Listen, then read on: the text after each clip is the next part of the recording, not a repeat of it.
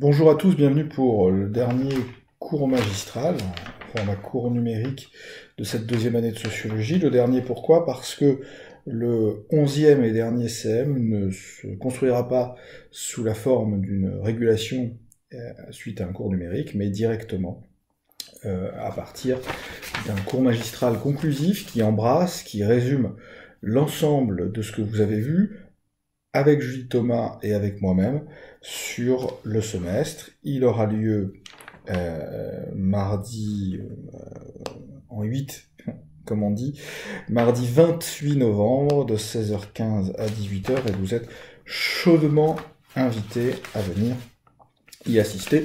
Vous êtes d'ailleurs chaudement invités à venir assister également au cours de régulation de ce mardi. On enlève 7 jours, ça nous amène au 21 novembre, cours de régulation dans lequel nous allons revenir sur notre question du jour. Le sport est-il un moyen de contrôle des corps? Alors plutôt que de définir les termes ici dans le cours numérique, nous avons fait le choix, bien comme les deux cours précédents, de faire cette définition lors de la régulation. La définition est ici importante parce qu'on évoque des sujets qui sont peut-être moins maîtrisés que ne pouvaient être les loisirs, par exemple, ou la représentation, ou les fondements.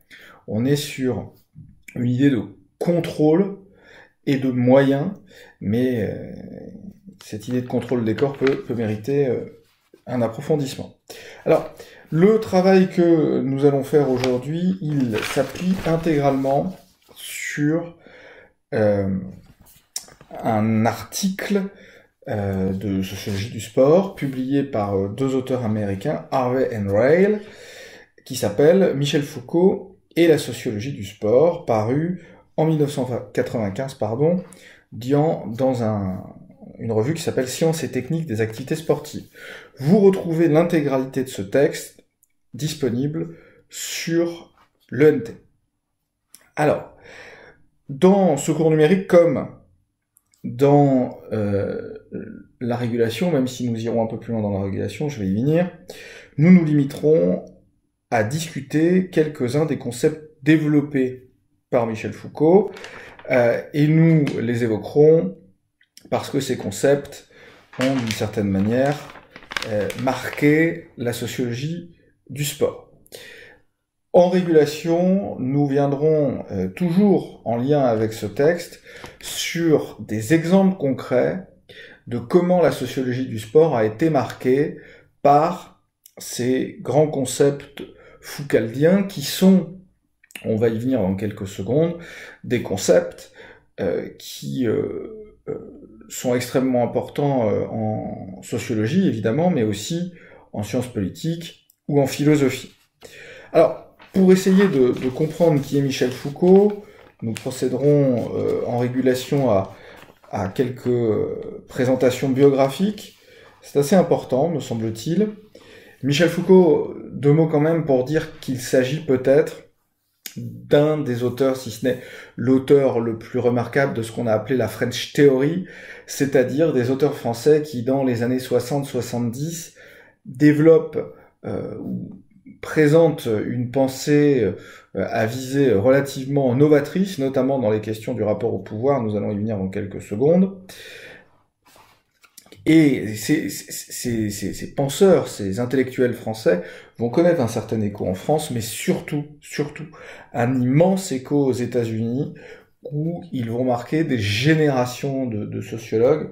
On aura peut-être l'occasion d'y revenir en régulation pour montrer à quel point tout ce qu'on va dire dans ce cours numérique et tout ce qui tient à Michel Foucault est très lié à la développement des gender studies dans les années 80 aux États-Unis, tout ce qui est étude de genre et troisième féminisme américain, vraiment s'inscrit dans le travail de cette French Theory de Michel Foucault.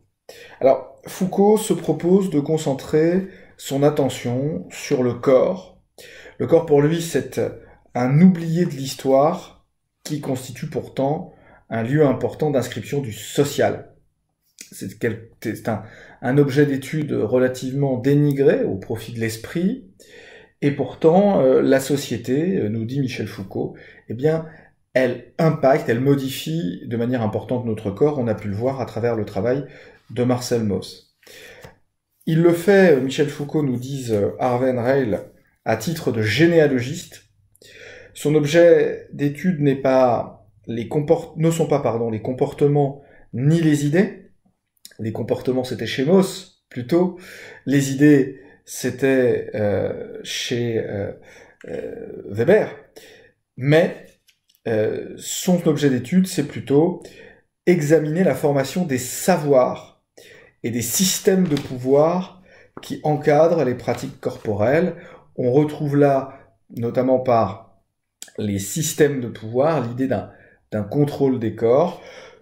Et ce que je vous propose, à travers l'évocation des 3 concepts fondamentaux, discipline, biopouvoir et surveillance, qui correspondent au plan de ce cours numérique, qui sont 3 concepts développés par Michel Foucault, eh bien, nous allons tout simplement, nous aussi, faire avec lui ce voyage des savoirs et des systèmes de pouvoir qui encadrent les pratiques corporelles, autour donc de ces 3 systèmes de pouvoir, de ces 3 savoirs que sont discipline, biopouvoir et surveillance.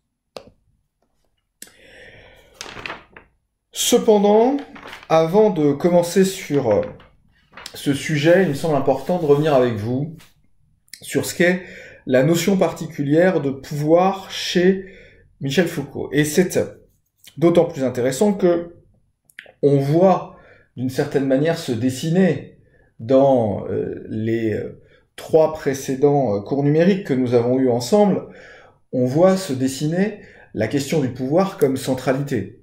D'abord, le pouvoir chez Elias et chez Weber dans la dimension création de l'État moderne, et comment, d'une certaine manière, c'est une régulation de la prise de décision, c'est une régulation du pouvoir qui engendre en Angleterre eh bien, le pluralisme qui va permettre l'émergence des pratiques sportives, avec la catharsis évoquée par Elias, avec l'autocontrainte, avec l'autopouvoir.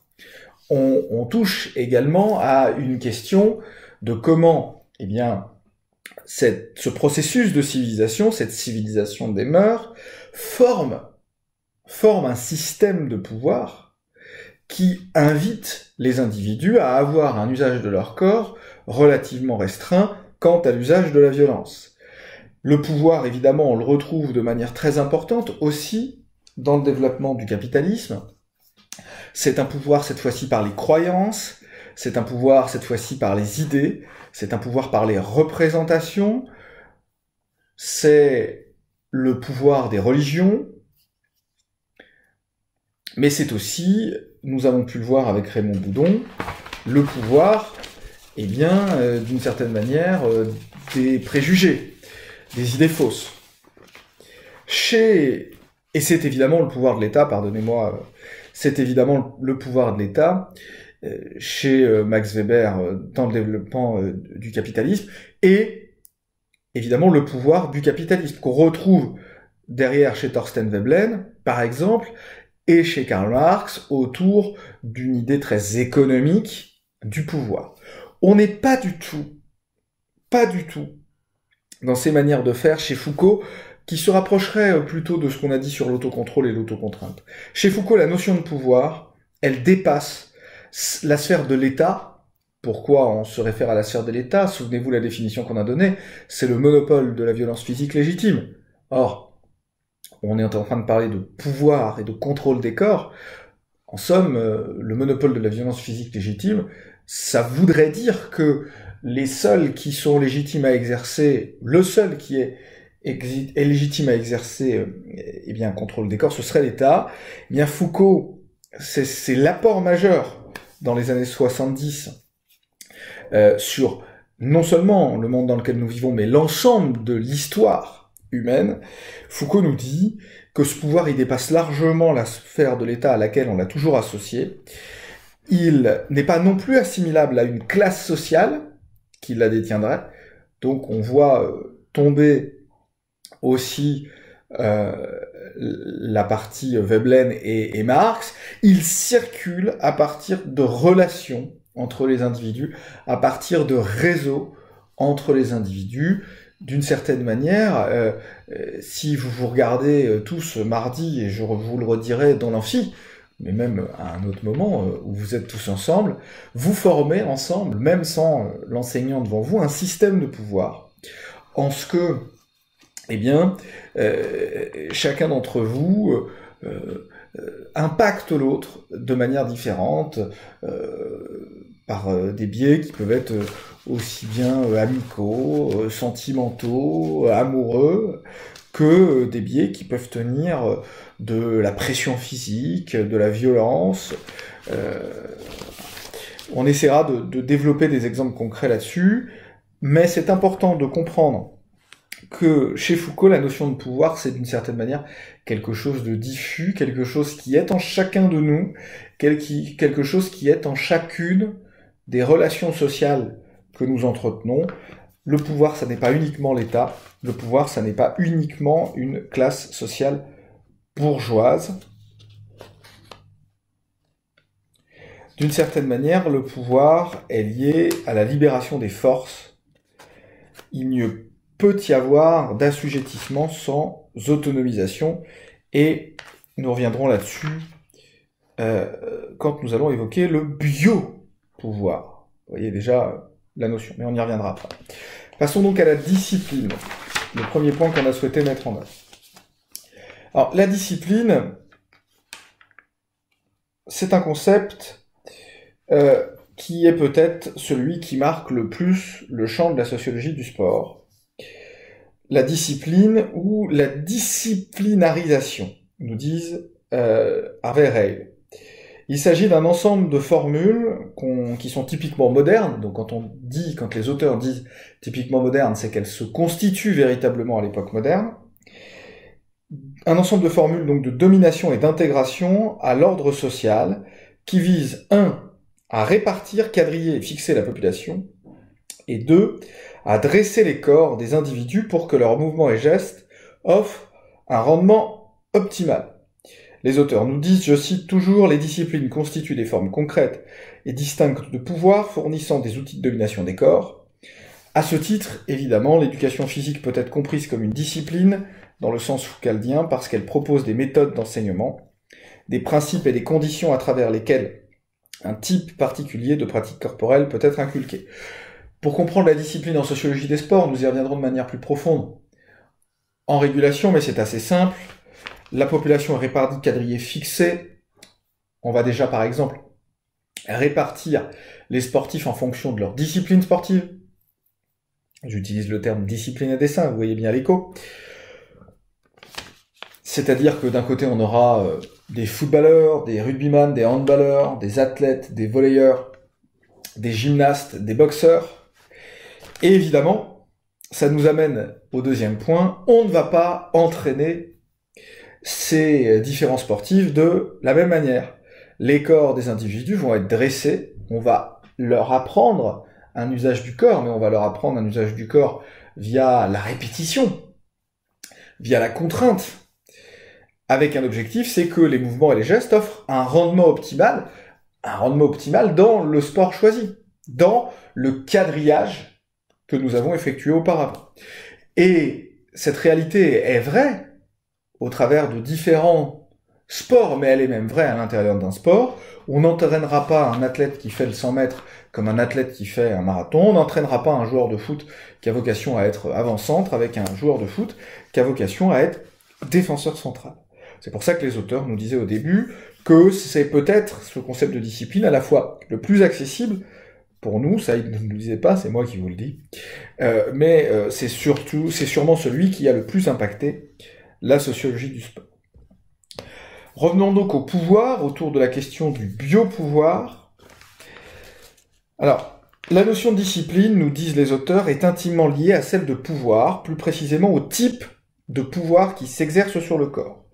Selon Michel Foucault, la localisation du pouvoir et du savoir, eh bien, elle se situe de manière privilégiée dans une technologie politique du corps.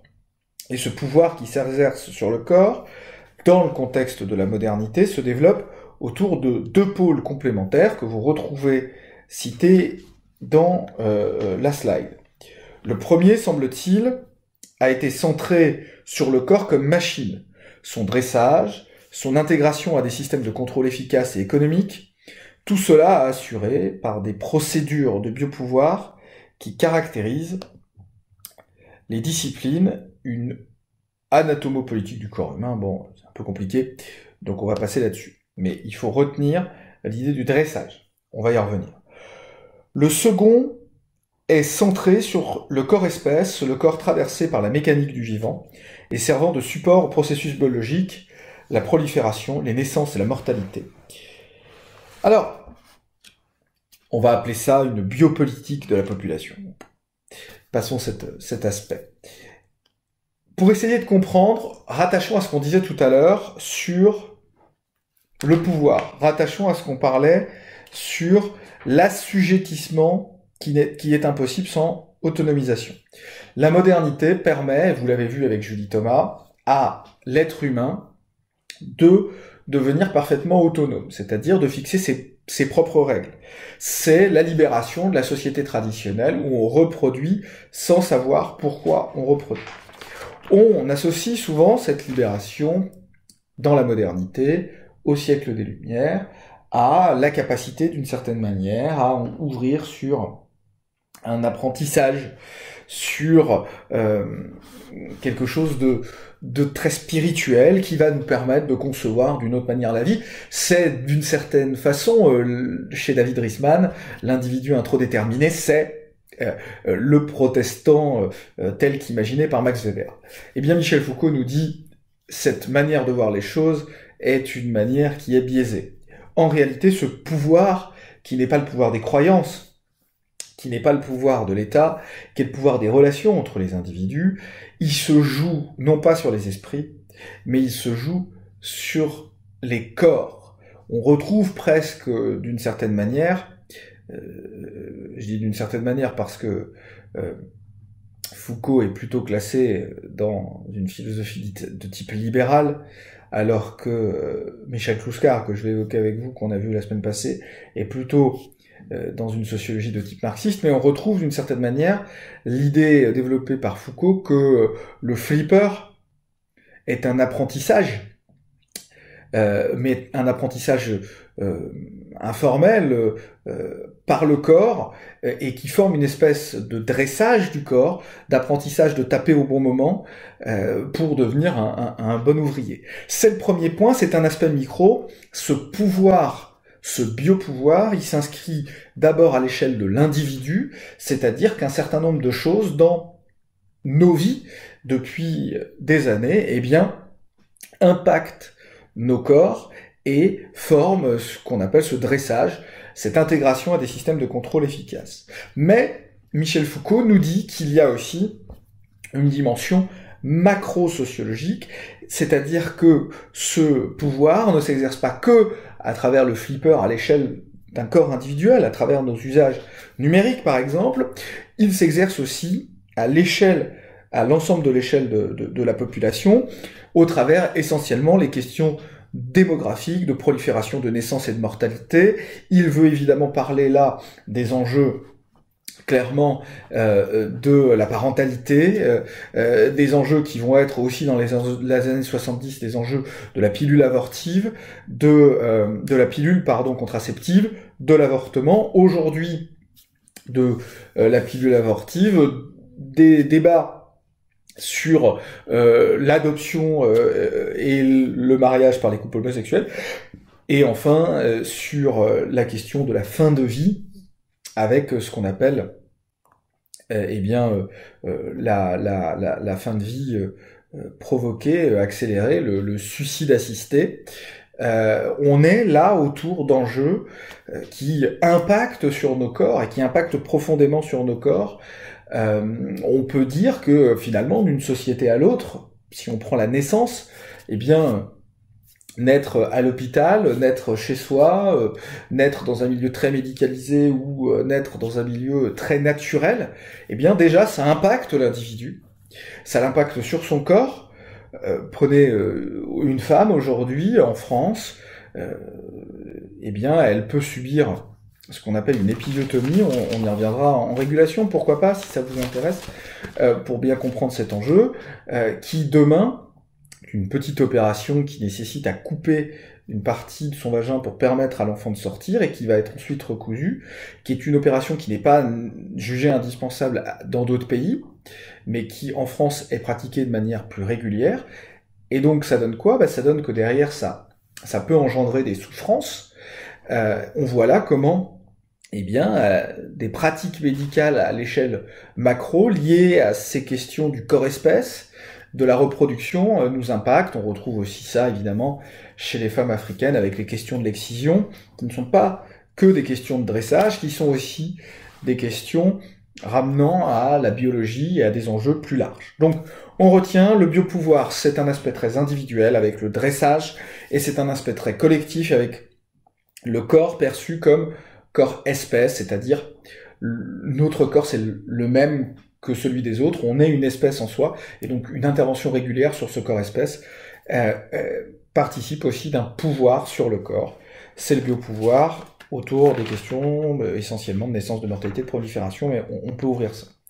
Troisième point, il s'agit que nous avancions, puisque comme à l'habitude, je parle beaucoup, la surveillance. Pour ce faire, on s'appuie, comme les auteurs s'appuient, sur un ouvrage que certains d'entre vous ont peut-être eu l'occasion d'étudier lors de leur cours de philosophie en terminale. Cet ouvrage de Michel Foucault, publié en 1975, s'appelle « Surveiller et punir ». Dans « Surveiller et punir », Foucault utilise deux concepts étroitement interreliés, nous disent les auteurs, la surveillance et le panopsisme. Nous allons donc d'abord revenir sur la surveillance, ensuite sur le panopsisme. À notre avis, les deux sont relativement liés. Pour résumer donc grossièrement les arguments de Foucault, nous disent les auteurs, on peut dire que dans les sociétés féodales, le pouvoir s'exprimait entre autres par l'arrestation d'un petit nombre de criminels dont les punitions exemplaires et spectaculaires devaient effrayer. Le pouvoir fonctionnait à la répression. C'est l'imaginaire du supplice de Damien, qui est compliqué, donc je reviendrai, enfin qui est pas compliqué, mais qui est un exemple que vous connaissez pas nécessairement, donc je reviendrai dessus plutôt en régulation. Mais c'est aussi, par exemple, ces images, soit de western américains, où on voit des gens pendus dans le Far West. On retrouve ça dans certains jeux vidéo. Je pense à certains d'entre vous qui ont pu jouer à The Witcher 3, ou alors on retrouve ça dans Game of Thrones par exemple, quand le personnage de Daenerys, dans sa conquête des territoires du Sud, arrive dans certains endroits qui sont dirigés par des marchands avec des esclaves et qui ont l'habitude de pendre les criminels, de pendre ceux qui ont osé défier le pouvoir. Voilà, ça fonctionne à la répression, c'est pour essayer de faire peur. Et ce que nous disent les auteurs, et ce que nous dit Foucault, c'est que par contraste, les sociétés modernes, c'est-à-dire celles qui se développent à l'époque moderne, comptent sur un pouvoir disciplinaire, c'est-à-dire un système de surveillance qui est intériorisé par l'individu, au point où chaque personne devient son propre surveillant. Donc, pour résumer, demain vous êtes sur l'autoroute, pourquoi vous allez éviter de rouler à 150 ? Parce que vous savez qu'à tout moment il peut y avoir un radar. Et alors encore en France, disons que c'est pas très performant, mais si par exemple vous allez en Suisse, les Suisses sont assez malins, au bord de l'autoroute vous avez des boîtes de radar, sauf que parfois elles sont vides, et parfois elles sont pleines. Et le radar bouge d'une boîte à l'autre régulièrement, chaque jour. Et donc, d'une certaine manière, quand vous arrivez à un endroit où il y a cette boîte du radar, vous ne savez pas si le radar est actif ou s'il est inactif. Et en conséquence, vous avez tendance à vous contrôler. Mais dans le fond, vous allez vous contrôler alors que personne ne vous regarde. Vous allez contrôler alors que ce radar n'existe pas, alors qu'il n'y a pas de policiers ou de gendarmes. C'est un contrôle par vous-même. Chaque personne devient son propre surveillant.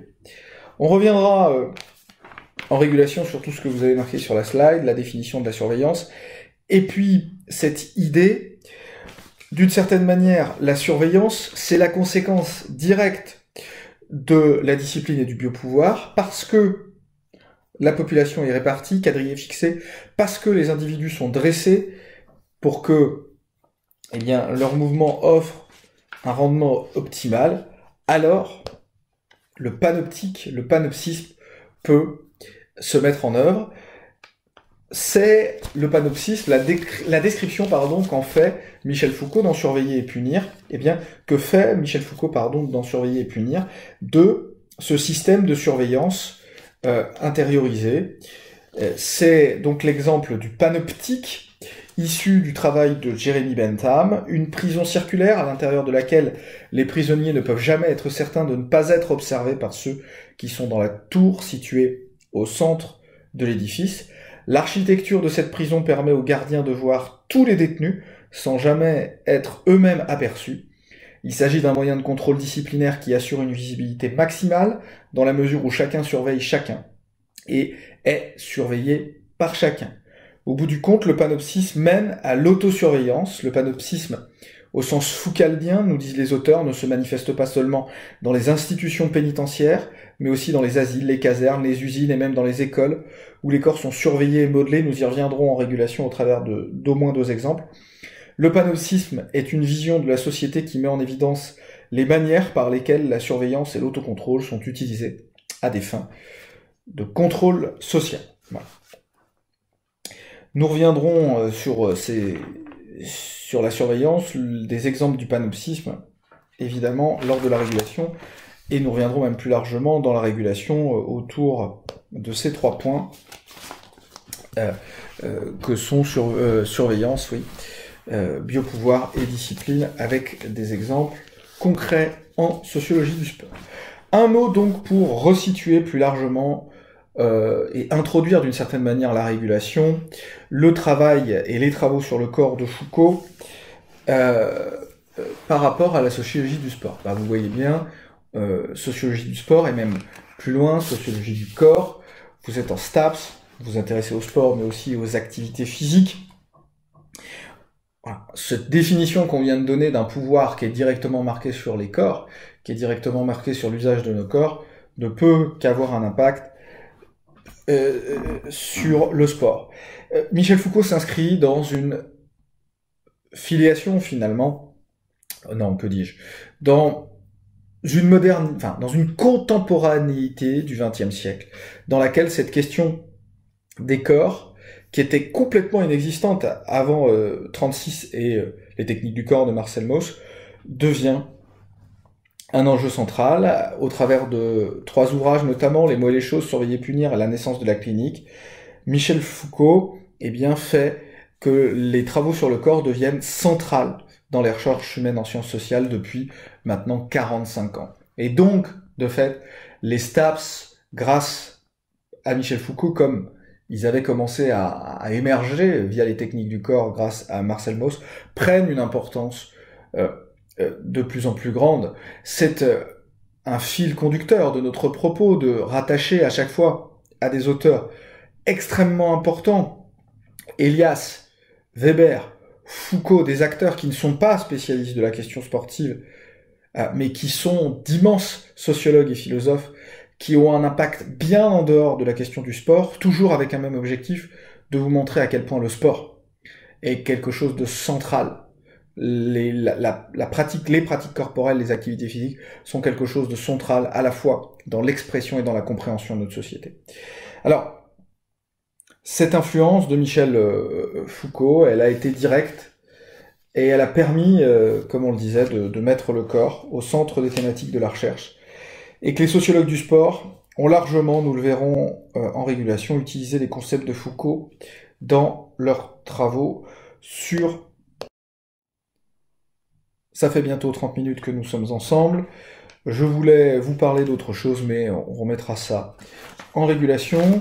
Je vous donne donc rendez-vous ce mardi à 16h15 pour l'avant-dernier cours de sociologie, pour un moment sympathique, avec moins de cinéma cette fois-ci, et également, à la fin de la régulation, nous ferons, et c'est aussi une bonne raison de venir, un grand point méthodologique qui vous servira non seulement pour votre partiel de sociaux, mais aussi pour tous les partiels de sciences humaines et sociales, qui vous servira également pour la construction de votre dossier d'entretien en termes formels.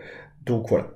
On se retrouve donc mardi pour définir concrètement la question de ce cours numérique, revenir sur des exemples concrets dans la sociologie du sport, de mise en application des concepts vus aujourd'hui à travers Harvey Reil et Michel Foucault, pour revenir aussi d'ailleurs sur ces concepts et essayer de leur faire prendre cher à travers des exemples. Enfin, pour évoquer des questions méthodologiques. Je vous remercie.